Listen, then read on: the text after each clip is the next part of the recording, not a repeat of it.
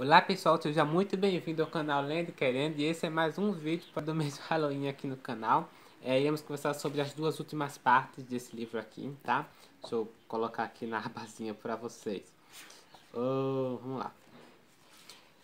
Já conversamos aqui no canal sobre a primeira parte, porque não dá pra ver direito, né? A primeira parte, a segunda parte, a terceira parte, e agora iremos conversar sobre essas duas partezinhas aqui, tá vendo? Então eu vou juntar elas porque são curtas, não tem muita coisa, não. Quer dizer, tem muito conteúdo sobre Edgar Allan Poe, né? Mas são curtas em quesitos de páginas, se vocês me entendem. Não em quesitos de informações a se pensar e tudo mais. Que são os poemas do Edgar Allan Poe, e dentro dessa parte nós teremos ali 3 poemas do autor. O Lenore, publicado em 1842, teremos também Um Sonho Dentro de um Sonho, tá certo? De 1849, e temos o Annabel Lee, de 1849 também. E também teremos ali as cartas do Edgar Allan Poe, são várias cartas bem tristes. Eu acabei de ler, inclusive, estou gravando esse vídeo depois mesmo de ter lido os poemas e as cartas do autor, tá? E as cartas do Edgar Allan Poe ali vão da página 197 até a 226. Então temos algumas coisas para conversar sobre essas partes. Vamos começar pelos poemas em si aqui do autor, certo? Bom, gente, Edgar Allan Poe escreveu bem poucos poemas em relação aos seus contos. Ele escreveu mais contos e, comparado aos contos, assim, foi muito menos poemas. E a grande maioria dos poemas, ou quase todos os poemas mesmo, sempre tem um tema da paixão mesmo. Parece que foram poemas escritos em momentos em que ele estava nesse devaneio amoroso muito forte, né? Quando você para pensar no Corvo, que é um poema que nós já conversamos do autor aqui no canal, vou deixar o link lá embaixo. É um poema que tem ali um personagem que olha para o corvo e ele está totalmente, enfim, pensando na morte da amada e tudo mais. Aqui vai ser igual, entendeu? Esses poemas são bem amorosos. Olha, por exemplo, exploram a solidão, né, trazida pela morte de uma bela mulher, o desejo de reter a vida mais um instante e a memória de amores tão poderosos que desafiam a temporalidade orgânica do corpo, perpetuando-se na alma e no além. Que lindo, né? É exatamente isso. Sobre Lenore, ele vai, aqui na introdução vai ser dito o seguinte, eu acredito que foi escrito pela Márcia Luiza, tá? Enfim, ó, escrito inicialmente com outro título e alterado incontáveis vezes, foi publicado com este nome em 1943 no periódico The Pioneer. Não sei se eu estou pronunciando certo. Enfim, editado pelo poeta James Russell Lowell, lançado 2 anos antes de O Corvo, já anuncia um dos seus temas, a morte da amada Lenore. Era um dos poemas prediletos de Poe. E ali sobre um sonho dentro de um sonho, The Flag of All Union, né? Não sei se estou pronunciando certo, possivelmente não, né? The Flag of All Union.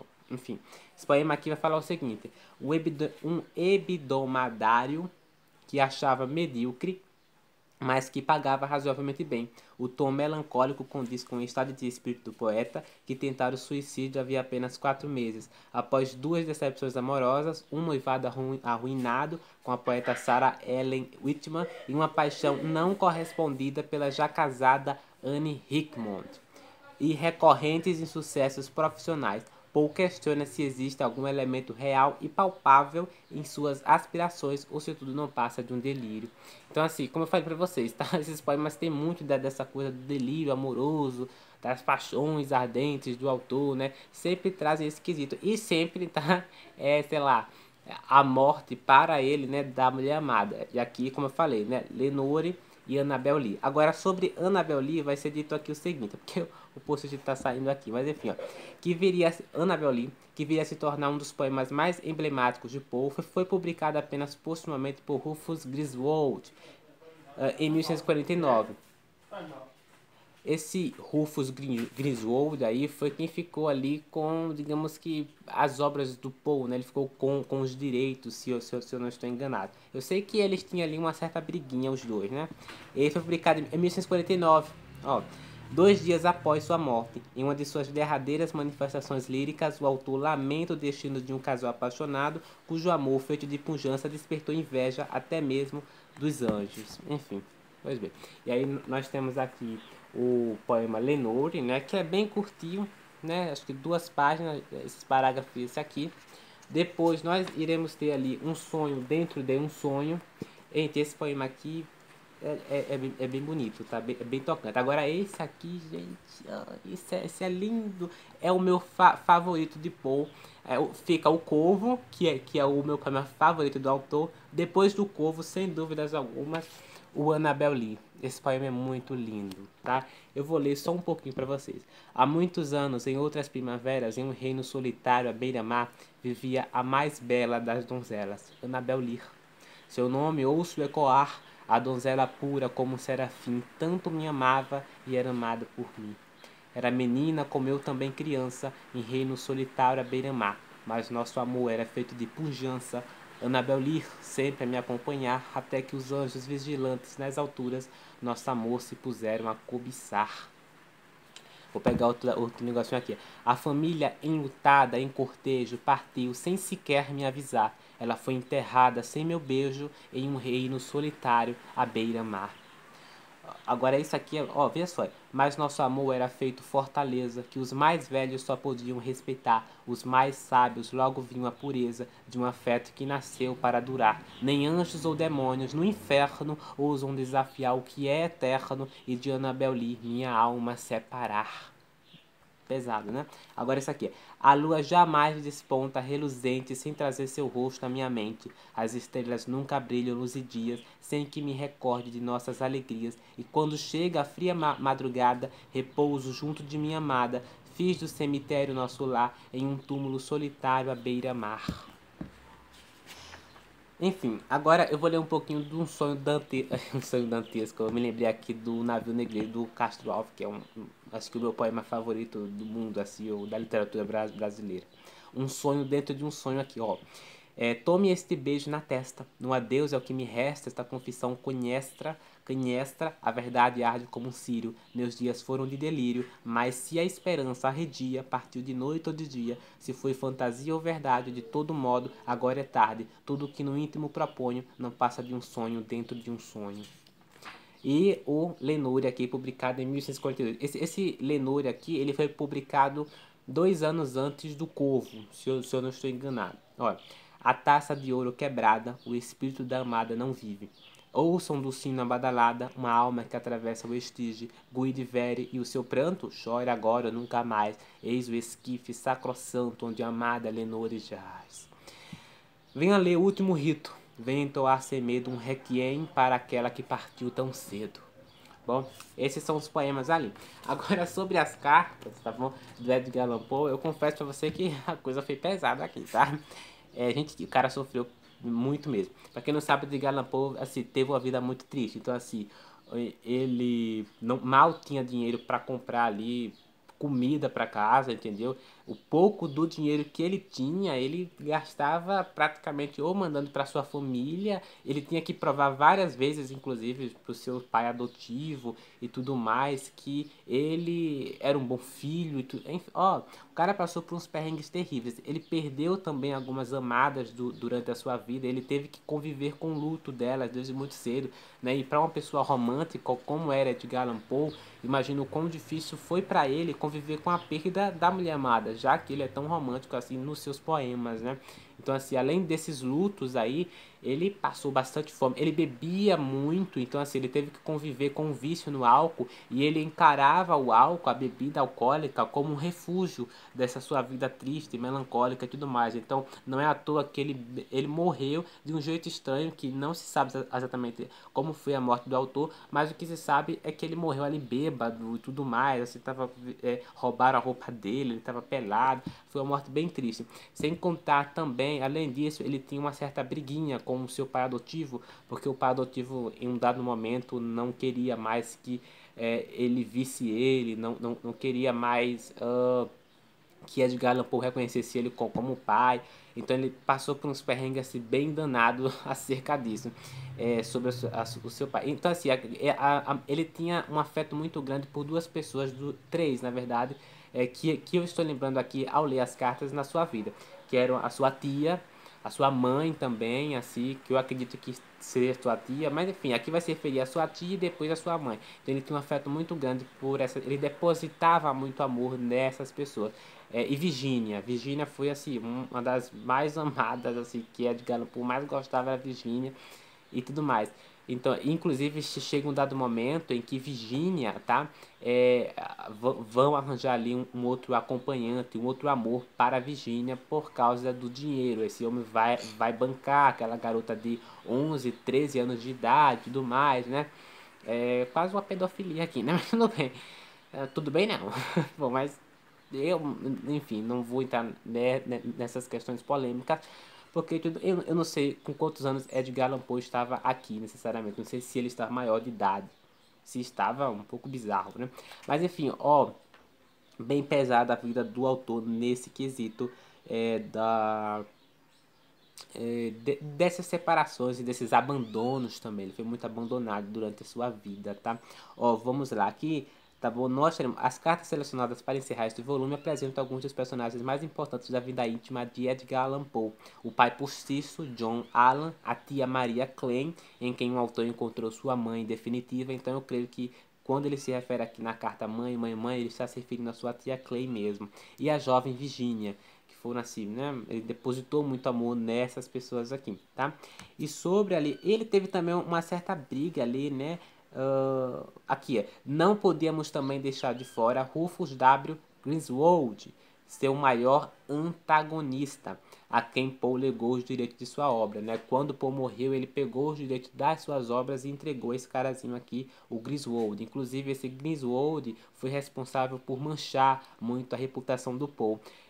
Vários críticos não gostavam do Edgar Allan Poe, até pela sua sinceridade sobre os seus escritos, sobre os seus livros, sobre os seus poemas. Inclusive, só para vocês terem ideia, tá certo? Ele pegava muita rixa com diversos críticos que detestavam ele na época e tudo mais. Inclusive, depois de ele morrer, o coitado não descansou tanto assim, porque ele foi realmente ali odiado por muita gente e muita gente não gostava dele. E esse carazinho aqui só piorou as coisas porque manchou mais a reputação do Griswold, né?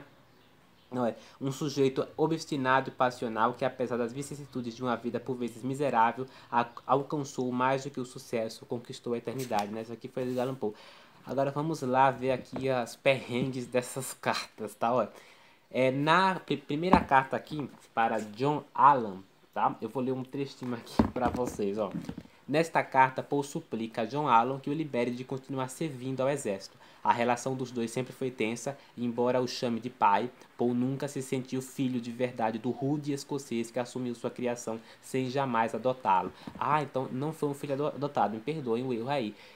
Mas ele criou ali por algum tempo, né? A família Allan era muito rica, mas John não legou bens a Poe.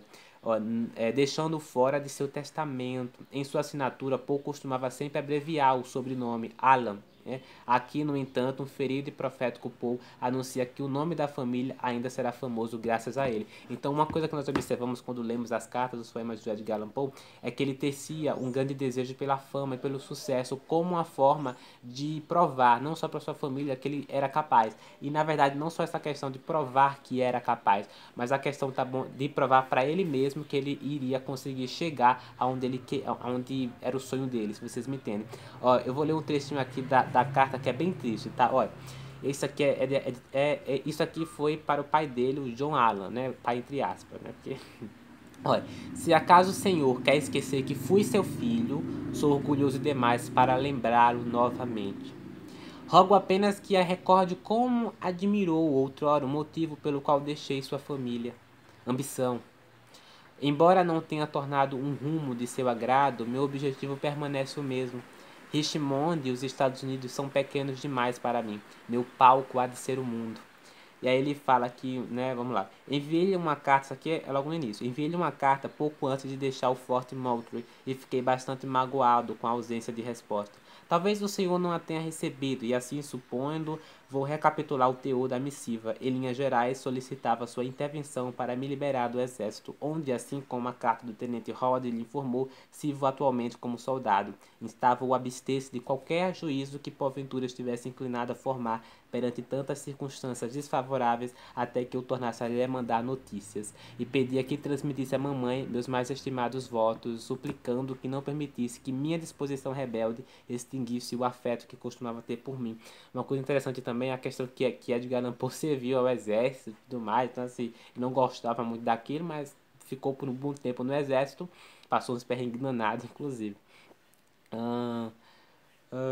Ó, veja só, agora continuando aqui, essa parte é mais triste. Conforme mencionei na carta que de certo não recebeu, é só o que posso aferir perante a ausência de resposta. O senhor me julgava degradado. Ó, mas há algo em meu coração impermeável à degradação. Posso andar entre os infectados e não me contaminar. Jamais em minha vida experimentei maior satisfação do que agora. Não apenas comigo, mas também com minha conduta, exceto pelo sofrimento que porventura possa ter causado ao Senhor. Meu Pai, não me tome como um perdido, não me descarte, ainda hei de honrar o teu nome. Pesado, né? Pois bem. Bom, e aqui, essa aqui, tá bom, gente? É mais triste ainda, tá? Deixa eu ver se é isso mesmo. Ó, esse aqui também foi para John Allan, tá? Paul, aos 24 anos, sem dinheiro e sem emprego, faz um desesperado apelo a John Allan. Morando de favor com a tia Maria Paul Klein, o jovem Edgar está mais perto do que imagina de seu destino. A prima Virginia, na época com apenas 11 anos de idade. Então, se ele for maior de idade, se ela tem 11 anos aqui, então é pedofilia, né? Mas na época acho que isso era cultuado como normal, né? Estranho. Hoje em dia, né, seria um crime, né? 11 anos de idade, uma criança, né, gente? Olha, se tornaria sua esposa em 1835 e entre os contos em que trabalhava em Se Entregar ao Ócio está manuscrito encontrado numa garrafa. 6 meses após esta carta, o conto venceria um concurso literário, sendo publicado no jornal e rendendo ao autor um prêmio de $50. Aí veja só. Mais de 2 anos se passaram desde que o senhor prestou-me auxílio, mais de 3 desde que se dirigiu a mim pela última vez. Isso com o pai. Tenho poucas esperanças de que valha esta carta, mas mesmo assim não consigo me abster de mais uma tentativa de contato. Se o senhor refletisse por um instante sobre a situação em que me encontro, de certo se apiedaria de mim. Sem amigos, sem meio de sobrevivências e, consequentemente, sem condições para arrumar um emprego. Definho, estou à míngua, por falta de ajuda. No entanto, não me entreguei ao ócio, tampouco aos vícios, assim como não cometi nenhuma ofensa contra a sociedade que justifique um destino tão cruel. Pelo amor de Deus, tenha misericórdia e salve-me da destruição. Então, assim, aqui vemos o tom melancólico de Poe pedindo ajuda ao seu pai, mesmo que o seu pai não goste dele e tudo mais, ele ainda assim pede ajuda a ele, né? Porque digamos que é uma das únicas pessoas a qual ele pode recorrer ajuda, né? Enfim, com poucos dos familiares. Agora, esse daqui é para John Pemberton Kennel. Olha, político e escritor norte-americano, Kennedy foi um dos jurados do concurso literário que premiou Poe pelo seu conto em 1833. Tornando-se amigo do autor, ele o apresentou para Thomas Willis White, editor de Southern Literary Message, que viria a empregar Poe como seu assistente. Nesta carta, ele recusa um convite para jantar por falta de roupas. Então, assim, aquele, né, recebe o convite para jantar, e ele acaba recusando porque ele não tem roupas adequadas para ir ao encontro. Isso aqui eu me lembro, é triste. E o que ele faz? Ele aproveita, durante essa carta a qual ele escreve, ele aproveita para pedir dinheiro emprestado, ou pedir dinheiro ali para ele conseguir ver ele. E é triste, ó. E aproveita a ocasião para pedir um empréstimo. Ó, caro senhor, seu gentil convite para jantar hoje causou-me profundo pesar. Não posso aceitá-lo e pelos motivos mais humilhantes em relação à minha aparência. Pode imaginar o quão envergonhado me sinto ao ter que revelar tais circunstâncias vexatórias ao senhor, mas não posso deixar de justificar minha recusa. Se o senhor, bom amigo que é, puder me emprestar $20, posso encontrá-lo amanhã. Do contrário, será impossível e só me resta aceitar meu destino. Então, assim, uma coisa que a gente percebe é que o cara escrevia bem até, né, nas cartas, né? Impressionante. Bom, temos aqui também uma outra carta para Thomas Willis White. Essa daqui eu não marquei nada, não sei uma coisinha aqui. Ele fala sobre a questão das críticas sobre o conto Berenice. O conto Berenice do Poe foi muito criticado, passou por várias críticas por ser considerado um conto de um tema tão fútil. E o autor concorda, mas ele vai falar o seguinte: ó, para ser apreciado, um autor precisa ser lido, e tais histórias são invariavelmente as procuradas com mais avidez pelos leitores. Então, mesmo ele achando, concordando aqui, ele vai concordar que o conto é inquestionavelmente horrível. O tema é inquestionavelmente horrível e confesso que hesitei antes de enviar o conto ao Senhor, sobretudo como exemplo de meus talentos. Mesmo assim, ele envia porque é o que o público gosta, é o tipo de tema que, né? Enfim. história que estava na moda, mas ele ainda se reconhece que o tema era horrível. Eu acho o Berenice um dos melhores contos de Poe. Ele próprio, Poe, não considera. Inclusive, mais pra frente aqui, ele vai dizer isso, que o Berenice não está entre os seus melhores contos. Vou dizer, daqui a pouco a gente chega nessa parte. Sobre Maria e Virgínia. O post-it aqui tá caindo. Enfim, não se incomoda, tá certo? Ó, de Maria e Virgínia aqui, que eu acredito que seja a mãe e Virgínia. Ele é uma carta pesada, é uma carta bem romântica, na verdade, ele declara o seu amor por Virgínia, tá certo? Mas ele fala o seguinte: escrevo esta carta certo de lágrimas, não desejo mais viver uma hora sequer. Aqui temos o desejo de suicídio, né? Estou mergulhado em pesar no abismo da profunda ansiedade provocada por sua carta. E a senhora sabe muito bem como sofro quando esmagado pela tristeza. Se pudesse ler meu coração nesse momento, até meu inimigo mais ferrenho haveria de se apiedar de mim. A última e única coisa que ainda me encorajava a viver foi cruelmente arrancada de mim. Não quero e não vou mais continuar vivo. Mas antes devo cumprir meu dever. Eu amo a senhora, sabe disso. Amo Virgínia com paixão e lealdade. Não tenho palavras para expressar a fervorosa devoção que tenho pela minha tão querida prima, minha amada. Olha, mas o que posso dizer? Pense por mim, pois não consigo mais pensar. Não me sai da cabeça a ideia de que a senhora e ela prefiram ir com Annie Paul, que é um outro cara ali.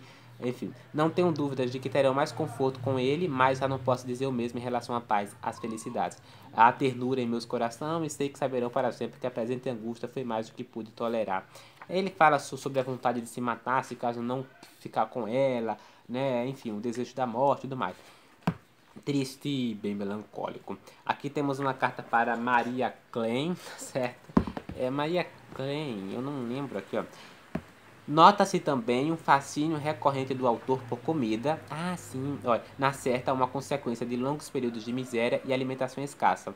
É em Nova York que ele alcançará o auge da fama com o poema O Corvo, publicado em 1845. 2 anos antes foi o Annabel não, o Lenore, né? Não lembro ao certo aqui. Enfim, minha querida Maud, enfim. O que acontece com esse conto, com essa carta aqui para Maria Clay? Aqui, gente, você percebe o quão o autor passou por momentos tão tristes sobre a fome mesmo. Então ele fala aqui sobre um banquete que ele participou e que ele comeu coisas que ele nunca imaginava que iria poder comer nesse momento da vida, sabe? Ele se alimentou bastante, ele aproveitou a ocasião para apreciar tudo que tinha ali a seu favor. E assim, é triste porque praticamente o Poe passou por situação de miséria em algum momento da vida. Então, quando ele participa desse jantar, ele se vê em uma situação de privilégio e de sorte também. Então, ele começa a relatar, a detalhar coisas que assim não é assim, sabe? Mas como é uma carta para a família, ele pode, né? Quer dizer, ele pode qualquer coisa, mas qualquer pessoa pode qualquer coisa, né? Mas assim, ele detalhou ali a comida por comida, sabe? Ficou um pouco. É um pouco desconfortável essa carta ali, tá? Confesso pra vocês. Depois nós temos aqui uma carta para James Russell Lowell. Essa carta aqui, tá? Ele vai comentar ali sobre os temas, os seus autores preferidos. Ele fala sobre a morte, que ele não acredita nos espíritos, na espiritualidade. Ele fala sobre a estimativa de vida. Ele fala sobre como foi sua vida. Ele fala sobre a música e a poesia, como andam junto e que uma complementa a outra. Ele fala a sutileza, a exaltação da vida. Ele fala sobre várias coisas. E dentre essas coisas, uma coisa que eu acabei destacando aqui para dizer para vocês é sobre o que Poe fala de suas próprias obras. Ele vai dizer aqui quais são os seus melhores contos segundo sua visão. E ele vai dizer aqui que a Ligeia, o Escaravelho de Ouro, os Assassinatos da Rua Morgue, a Queda da Casa de Ancha, que é o meu favorito, inclusive, o Coração Delator, o Gato Preto, o Willow Wilson e uma Descida ao Maelstro, que a gente comentou, né? Acho que a Carta Roubada, que vai ser publicada em breve no Gift, é o meu melhor conto de raciocínio. Gift, enfim. O que acontece? Não está aqui Berenice. Parece que ou ele deve ter se ofendido com a crítica lá atrás. Eu só sei que não está aqui o conto Berenice entre os seus melhores, pelo que o próprio autor fala. Eu acho que Berenice é um dos seus melhores contos, gente, também, tá? Mas estranho, né? Rufus, ele vai também escrever uma carta para esse carazinho aqui chamado Rufus Wilmot Griswold. Sim, ele tem uma rixa ali com o Griswold, né? Ele estava tentando ali fazer pazes com ele, né? Olha, sua carta causou-me primeiro tristeza, depois alegria. Tristeza, pois me fez ver que havia perdido, devido à minha insensatez, um amigo honrado, e alegria por nela vislumbrar a esperança de reconciliação. Ele tem uma rixa com o Wilmot Griswold, e mesmo assim, mesmo o Griswold não gostando dele, tendo essa briga ali com ele, né? Quando o Poe morre, ele vai deixar os direitos das suas obras a ele, tá? Por isso que vai vir toda a reputação ruim do Edgar Allan Poe. Depois nós temos ali o George Washington Evelyn, uma carta para esse carinha que eu também não sei. Bom, né? Porque eu tenho que me lembrar aqui, né? Porque eu acabei de ler, então eu não lembro exatamente com essa carta. O George Washington Evelyn. Eu vou passar essa, tá, gente? Temos uma também para Maria Klein, outra carta aqui. Aqui ele já tá se... Você percebe nessa carta aqui, que é a última dessa parte. Carta estranha. Essa daqui foi uma carta publicada em 1849. Depois, inclusive, mais pra frente ele vai morrer, né? Vai morrer bêbado, largado e tudo mais. Mas é uma carta estranha, porque na verdade, ele, olha, após a morte de Virginia, né, ele amava muito Virginia, em 1847, você vai perceber que ele vai se envolvendo em vários casos aqui amorosos da sua vida, várias confusões também. Só que tem um problema. Ele vai ter uma mulher ali que vai estar doida por ele, louca por ele, que vai gostar muito dele, vai brigar mesmo por ele, que eu esqueci até o nome dela aqui.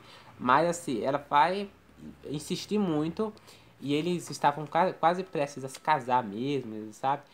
Eu nem sei se eles se casam, né? É Mold. Não, Mold é quem lhe manda a carta, né? Enfim.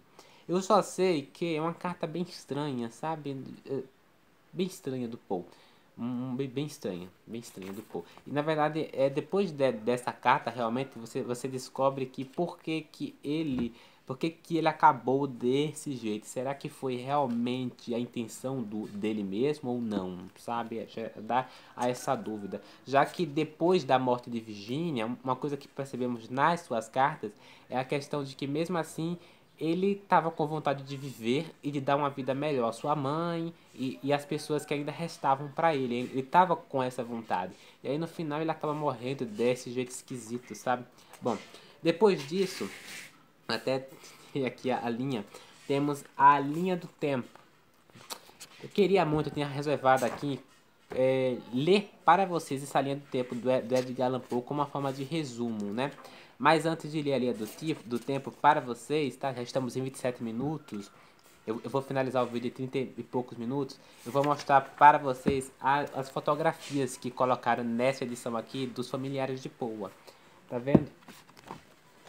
Que coisa mais linda, os retratos antigos da época eles colocaram nessa edição. Aqui nós teremos, por exemplo, a Eliza Poe, que é a mãe biológica do Poe. Aqui o John e Francis Allan, né, que são os pais adotivos de Poe, a mãe adotiva em cima e os pais adotivos embaixo. Aqui nós teremos a Maria Klein,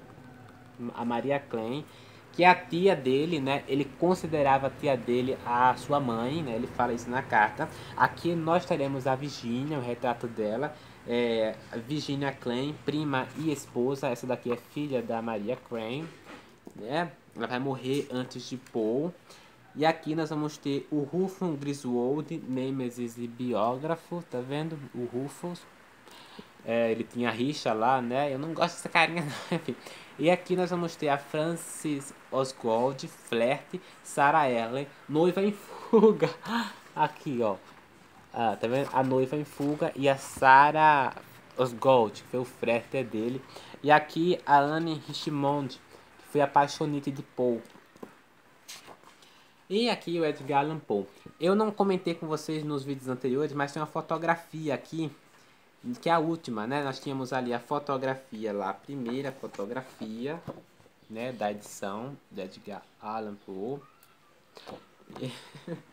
E eu tenho que agradecer a Mariana por me mandar o livro, tá?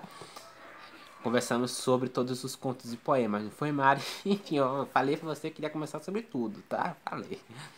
Promessa é dívida, não é? E essa é a outra fotografia que tá aqui embaixo. Também da Edgar Allan Poe. Então tem duas fotografias. Gente, que edição muito bem feita, tá? A Backside realmente arrasa. Ó, Edgar Allan Poe também, tá?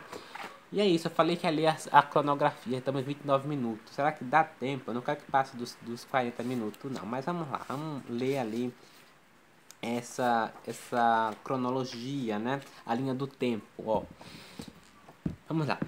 Então, caso você queira saber mais sobre o Poe e não tenha essa edição, eu acho que isso vai servir para vocês como um certo resumo. Ó. A linha do tempo de Edgar Allan Poe. Em 1809, ele vai nascer em Boston, dia 19 de janeiro, filho dos atores. Então, assim, um detalhe também é que Edgar Allan Poe é filho de dois atores, tá? David e Elizabeth. Eliza Poe. Em 1811, vai ser dito aqui o seguinte: Eliza Poe morreu de tuberculose Rickmond em 8 de dezembro, né, a mãe de Poe. John Allan, um rico comerciante local, é persuadido por sua esposa Frances a assumir os cuidados do pequeno Edgar. E aí os três órfãos se separam, o irmão mais velho de Edgar Allan Poe, William Henry Leonard Poe, vai morar com os avós em Baltimore. A irmã caçula Rosalie é adotada pela família Mackenzie, também de Richmond. Então, assim, percebemos aqui já a separação, cada quem vai seguindo o seu rumo ali, né? E vai ser, o Edgar Allan Poe já vai ser adotado aqui, né? Em 1915, muda-se para Londres com John e Francis Allen. Em 1918, ainda na Inglaterra, começa a frequentar a escola do reverendo Bransby. A vivência no local servirá de inspiração para seu conto William Wilson. Eu sabia, eu tinha quase certeza que o William Wilson tinha muita coisa biográfica do Poe, e tem mesmo, tá? A questão da escola e de onde ele viveu ali, pois bem, isso serviu de inspiração ali para William Wilson. O John Allen é obrigado a fechar sua filial inglesa por dificuldades financeiras e a família regressa aos Estados Unidos. Poe é matriculado na Richmond Academy. Em 1922, em 15 de agosto, nasce sua prima Virginia Klein, em Baltimore. John Allan herda uma fortuna inesperada e a família se muda para uma mansão em Richmond, batizada de Moldavia. Poe fica noivo de sua namorada Sarah Elmira de Post. Isso em 1925, tá? E aqui vai ser dito também sobre, em 1926, Poe se matricula na Universidade da Virgínia, embora se destaque como aluno exemplar. Acumula dívidas de jogos, pede ajuda financeira para Alan, contrai novas dívidas e, como Alan se recusa a pagá-las, abandona a faculdade e retorna a Richmond. De volta ao lar, descobre que sua noiva Sarah Elmira está comprometida com outro pretendente. Bom, e aqui nós vamos ter ali o rompimento dele com John Allen em 1927. Em 1928, ele vai solicitar dispensa do exército, né? E descobre que Sarah Elmira casou-se com Alexander Shelton, é transferido para Fort Monroe, Virgínia. Se eu for comentar isso aqui tudo, a gente não vai dar tempo, já passados 50 minutos, eu não quero que passe, vamos lá. Eu vou destacar aqui os principais pelo que eu estou vendo aqui, ó. Sobre as publicações ali das obras do Edgar. Em 1831, é expulso da Academia Militar em fevereiro, muda-se para a casa da tia Maria Klein da prima Virginia, com a ajuda de antigos companheiros da Academia Militar, financia a publicação de seu terceiro livro da poesia Poema, e seu irmão mais velho William morre de tuberculose. Morreu primeiro que ele, o irmão, tá? Ele vai ganhar, inclusive, um concurso literário, né? E ele vai ganhar $50, né? Ele ganha esse concurso pelo seu conto Manuscrito Encontrado numa Garrafa. Esse conto é bacana também dele. Em 1834, John Allan morre em 27 de março, sem contemplar Poe em seu testamento, tá? O pai de Edgar Allan Poe não vai deixar nada para ele, tá, gente? Em 1835, o pai adotivo muda-se para Richmond, publica Berenice com o Imaço, né? E Morella, que são os dois contos do autor, já conversamos aí nos vídeos anteriores, tá? Maria Klein e Virginia mudam-se para a casa de Poe, que torna-se colaborador da Mensager. Em 1836, casa-se com Virginia Klein, 16 de maio, desfruta um momento de sucesso como editor não oficial da Message, aumentando a circulação da revista. Então, a ideia de Poe, em um dado momento também, é abrir uma revista onde ele quer 500 assinantes ou alguma coisa do tipo, com a ideia de, com isso, enriquecer, né, e conseguir sair daquela situação de pobreza. E ele faz isso, tá? Ele vai ali fazer, ele vai abrir. Não, desculpa, ele não faz isso não, mas ele avisa, tá certo, a um certo amigo ou irmão ou alguma coisa aqui dele que irá fazer isso. Eu não sei se ele faz isso antes de morrer, mas eu creio que não, porque ele morreu bem pobretão mesmo, tá? Então ele não faz isso, mas a ideia dele era abrir uma revista e não depender de outras pessoas, de outros donos de outras revistas para aceitar os seus contos, né? Porque isso dava muito trabalho para ele. Ele vai ser demitido da Message e vai se mudar para Nova York com Virginia, desempregado e sem dinheiro, em 1837. Não consegue publicar The Narrative of Arthur Gordon Pym, eu não tenho esse livro, esse conto.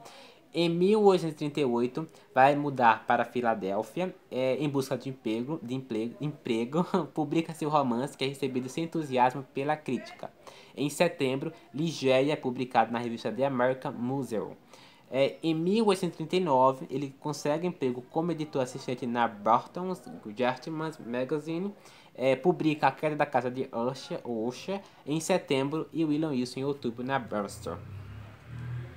E aqui tem várias outras coisas aqui que vai dizendo, por exemplo, ó, em 1848 ele vai publicar Os Assassinatos da Rua Morgue, Uma Descida ao Maelstrom e Nunca Aposta a Cabeça com o Diabo. Em 1940 ele vai publicar ali O Homem da Multidão. É interessante, ele não considera esse um dos seus melhores contos. E realmente, né? O Retrato Oval vai ser publicado em 1942. O Poço e o Pêndulo também em 1942. O Baile da Morte Vermelha também em 1942. Em 1843, o Coração Delator, O Escaravelho de Ouro e o Gato Preto. Em 1844, o Enterro Prematuro, A Caixa Oblonga, O Anjo do Bizarro. E tudo mais. Em 1945 vai ser celebrado o Corvo do autor, né, o seu poema. Ele vai alcançar um pouco de sucesso, um pouco de fama na época. E também vai ser publicado Breve Colóquio com a Múmia e O Demônio da Perversidade. A Verdade sobre o Caso do Sr. Valdemar também vai ser publicado em 1945. Em 1846 ele vai publicar também O Barril de Amontilhado. Ele já está preocupado com Virginia aqui. A Filosofia da Composição vai ser publicado também em 1846. Em 1847 Virginia vai morrer em 30 de janeiro de tuberculose. Paul vai adoecer. Em 1848 ele vai escrever um ensaio filosófico Eureka. Eu não li esse ensaio do autor. E por último aqui, em 1849, nem mais não, né, pelo amor de Deus, ele vai publicar o Hop Frog, que é aquele dos 8 orangotangos, né, The Flag of Onion, Reencontra Satima. Então é esse daí. Tô cansado. Limos toda a obra aqui desse livrozinho aqui, já tem vídeo para todos. Se você perdeu algum vídeo, coloca aí, lendo, querendo no YouTube, Edgar Allan Poe. Tá? Finalizamos o vídeo por aqui. Se você gostou do vídeo, se inscreve no canal, apoia o canal no Apoia-se. Não esqueça de deixar o seu joinha, comentar aí embaixo, não sei se falei, faça todas aquelas coisas que eu, enfim, peço. Nos vemos no próximo vídeo. Até lá.